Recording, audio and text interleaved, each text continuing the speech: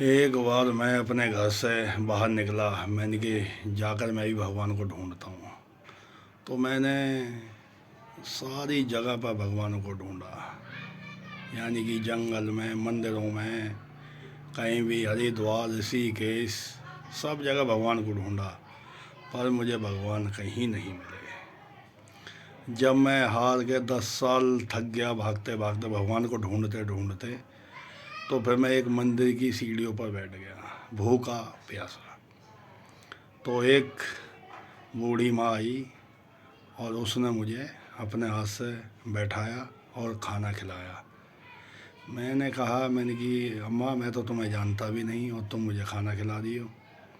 कि बेटे, तेरे ही जैसा मेरा भी एक बेटा है, वो भी बाहर रहता है, और तुझे आज 3 दिन हो गए और तूने अभी तक खाना नहीं खाया, और तुझे देख के मैंने भी खाना नहीं खाया।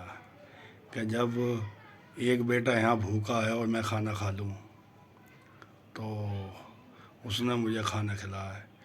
जैसे जैसे उसने मुझे खाना खिलाया, मेरी आंखों में भाई आंसू आ गए। और मैंने उससे कहा कि अम्मा, कि हाँ, कि तुम्हारा बेटा कहाँ रहता है? कि मेरा बेटा बेटे बाहर रहता है। जब मैं तुझे खाना खिला रही हूँ तो हो सकता है कि कोई मेरे बेटे को भी खाना खिला दे। तो मेरी फिर सारी बात समझ में आ गई कि बेटा, तू यहाँ आया क्यों था?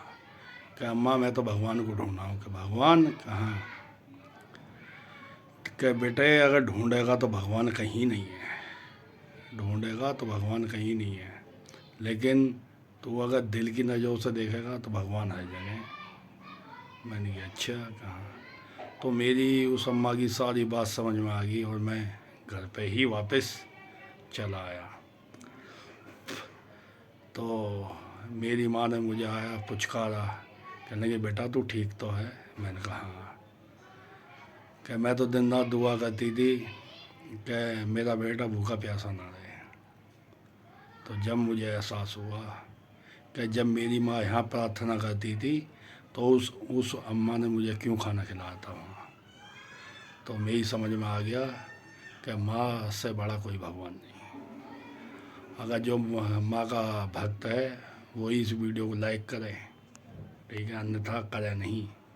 फिर मिलता है अगली वीडियो में।